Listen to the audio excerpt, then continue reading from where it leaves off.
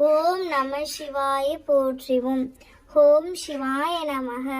என் அன்பு குழந்தையே, இன்று உனக்கு ஏற்பட்ட விஷயங்களை அவமானம் என்று கருதாதே. உன் மனதில் கபடமில்லை. உன் மனதிற்கு தெரியும் யார் உன்னை வெறுக்கிறார்கள், யார் உன்னை நேசிக்கிறார் என்று. உன்னை வெறுப்பவர்களை உன் வாழ்வில் இருந்து நகர்த்திவை. எதை வேண்டுமானாலும் பொறுத்து கொள்ளலாம், ஆனால் நம்பிக்கை துரோகங்களை மட்டும் பொறுத்து கொள்ள முடியாது. குழந்தையே, அவர்களை என் கையில் விட்டுவிடு. அவர்களுக்கு நல்ல பாடத்தை நான் கற்றுக் கொடுக்கிறேன். நீ எதையும் வெளியில் காட்டாதே. என் குழந்தையே, உனக்காக மிக பெரிய சொத்து கண்ணீர். அதை உன்னை மதிக்காதவர்களுக்காக செலவிடாதே. மதிப்பு மரியாதையும் மற்றவர்களுக்கு கொடுக்க வேண்டும் என்பதை நான் அவர்களுக்கு புரியும்படி காண்பிப்பேன். நீ அழாதே. இன்று உன் மனதிற்குள் ஏற்பட்ட காயம் என் மனதில் ஏற்பட்ட காயத்திற்கு சமம். நீ ஏன் புலம்புகிறாய்? நான் என்ன செய்தேன்?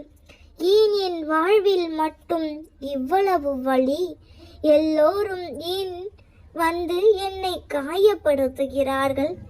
மற்றவர்கள் செய்யும் தவறு, துரோகம் ஏன் சுற்றியுள்ளவர்களுக்கு தெரியவில்லை?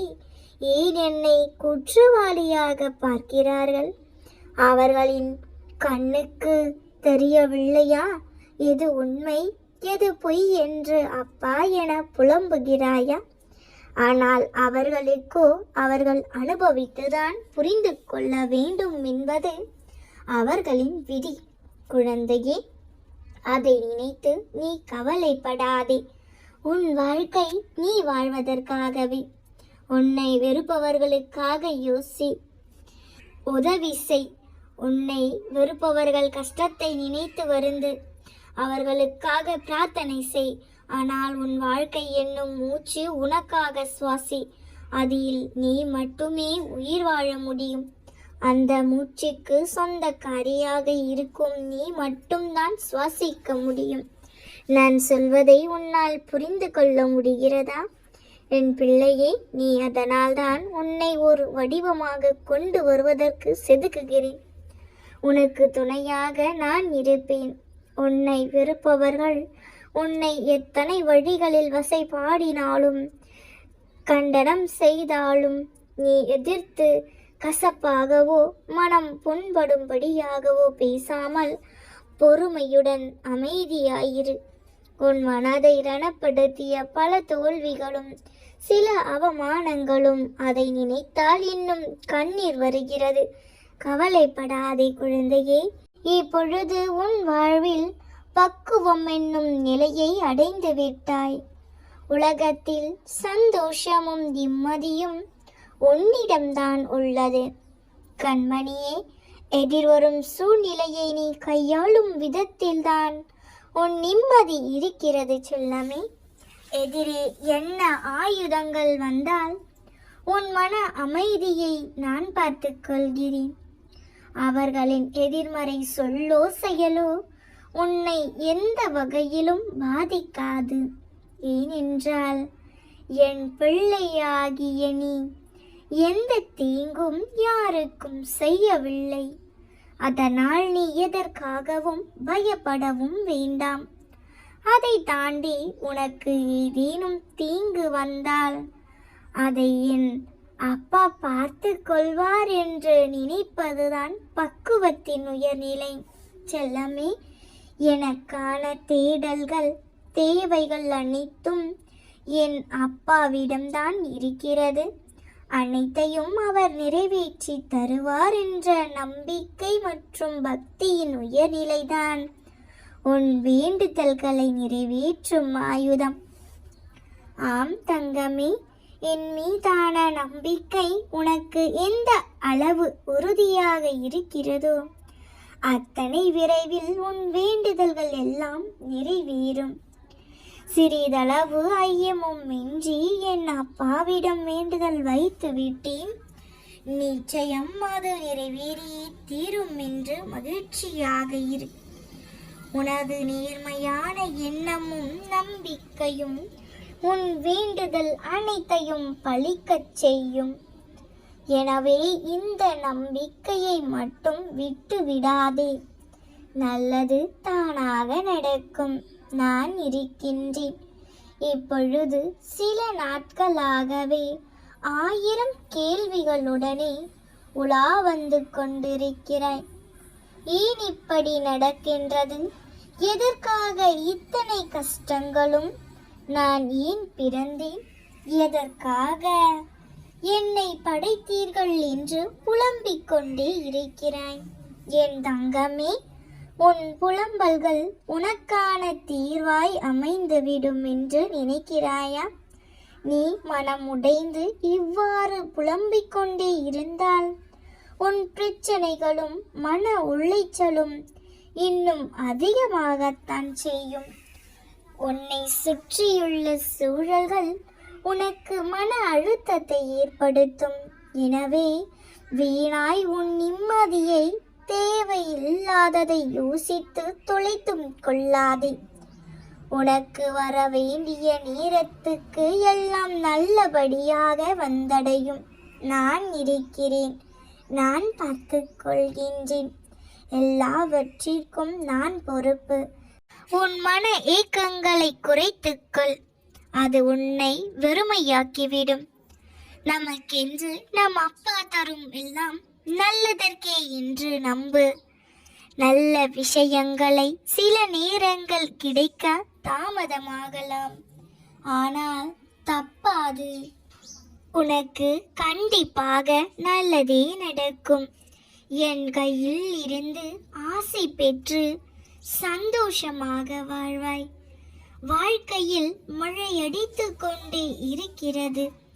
என்ன செய்வதென்று தெரியாமல் வெள்ளத்தில் தத்தளிக்கிறாய்.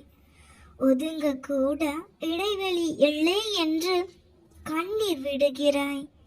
என் செல்லம்மே, உன் வாழ்க்கையில் புயலாய் சூறாவளியாய் வந்த அனைத்து சீற்றங்களும் வந்த வழி தெரியாமல் மறைய போகிறது. இது மாயை நிறைந்த உலகம்.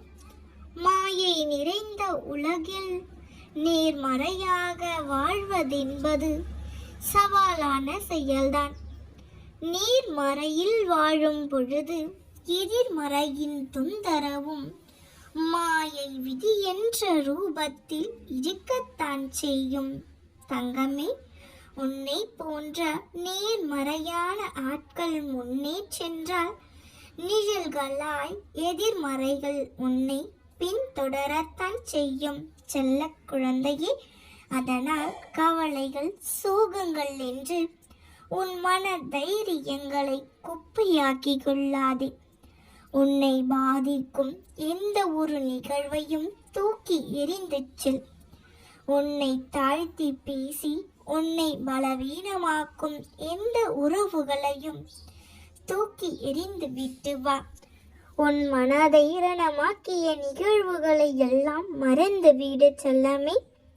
என் பிள்ளையாக மட்டும் வாழ்வை எதிர்நோக்கி செல். உன் மனதிற்கு ஒரு புத்துணர்ச்சி கிடைக்கும். நீ என்ன பரிபூரணமாகும் அன்பும் அருளும் ஆசியும் பெற்ற என் செல்ல பிள்ளை அல்லவா? சரி, இப்பொழுது இந்த சூழ்நிலைகளை நினைத்து கவலைப்பட்டு கொண்டே இருந்தால் நாளை வரவிருக்கும் ஒரு பெரும் மகிழ்ச்சியை எப்படி வரவேற்பாய்?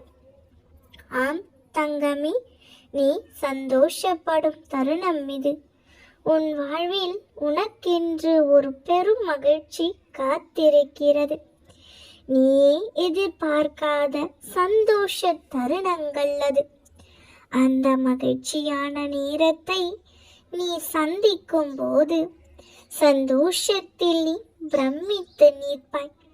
கண்களை துடைத்து கொண்டு மகிழ்ச்சியாக இரு. மற்றதை நான் பார்த்துக் கொள்கிறேன். வாழ்க்கையில் முதலில் ஜொலிக்க வேண்டும் என்றால் நம்மை இழிவாக நினைப்பவர்களையும் நம்மிடம் குறை மட்டும் காண்பவர்களையும் நம் வாழ்க்கையில் இருந்து ஒதுக்கிவிட வேண்டும். எந்த கருணையும் காட்ட தேவையில்லை. இன்று நம் அப்பாவின் அருள்மொழிகளை கேட்கலாமா? என் அன்பு கண்மணியே, உனக்கான சோதனை காலம் வரும்போதும் நீ பயப்படாதே, கலங்காதே. தாய் தன் பிள்ளைகளை கண்டித்து நடத்துவதை போல இறைவனான நானும் நான் நேசிக்கின்றவர்களை கண்டித்து நடத்துகிறேன். இதனை புரிந்து கொண்டு நடக்கும்போது நான் உன்னை என் பொறுப்பில் எடுத்துக் கொள்ளுவேன். என் பிள்ளையான பின்பு நீ எதற்காகவும் பயப்படாதிருப்பாய். எப்பொழுதும் எல்லாவற்றிற்கும் சந்தோஷமாயிரு. நான் உன்னோடே இருப்பதால் அனைத்தையும் ஜெயிக்க போகிறாய் கண்மணி. நான் உனக்கு ஜெயம் தருவேன். கஷ்டம் வந்தால் துவண்டு போகாதே. அது உன் பூர்வ ஜென்ம கர்மா. இன்பத்தை எவ்வாறு சந்தோஷமாக ஏற்றுக்கொள்கின்றாயோ அதேபோல் கஷ்டத்தையும் மகிழ்ச்சியுடன் ஏற்று என் மீது போட்டுவிடு. நான் பார்த்துக் கொள்கிறேன். என் பிள்ளையான நீ பலம் கொண்டு திடமான மனதோடு இருக்க வேண்டும். நான் உன்னோடு இருக்கும்போது பயம் உன்னை ஆட்கொள்ள விடுவேனா? உன்னை ஒருபோதும் கைவிடவே மாட்டேன். எதற்கும் பயப்படாதே. எப்பொழுதும் என் கை உன்னை காக்கும். உன் வாழ்க்கையில் முன்னோக்கி உன்னை பார்த்து நகைத்தவர்கள் முன்னிலையில் நிமிர்ந்து பார்க்கச் செய்வேன் கண்மணியே. அதனால் எல்லாம் சரியாகிவிடும். எதற்கும் அஞ்சாதே கண்மணி. உன்னோடும் உன் குடும்பத்தோடும் என்றும் உன் அப்பாவாகிய நான் இருக்கின்றேன். உன் துன்பங்கள் எதுவும் நிரந்தரமில்லை கண்மணி. உன்னை பாதுகாத்து கரை சேர்ப்பது எனது பொறுப்பு. தன்னம்பிக்கையை ஒருபொழுதும் இழந்து விடாதே. நான் இருக்கிறேன். உனக்கான இலக்கை நோக்கி சென்று கொண்டே இரு. உனக்கு துணையாக என்றும் நான் இருப்பேன். உன் பயத்தை தூக்கி எறிந்து விட்டு என் கரங்களை பற்றிக்கொள். நான் உன்னை வழி நடத்துவேன். நான் இருக்கின்றேன். நான் பார்த்துக் கொள்கின்றேன். நாம் இருக்க பயமேன். ஓம் நம சிவாய போற்றிவோம். ஓம் சிவாய நமக. நல்லதே நடக்கும்.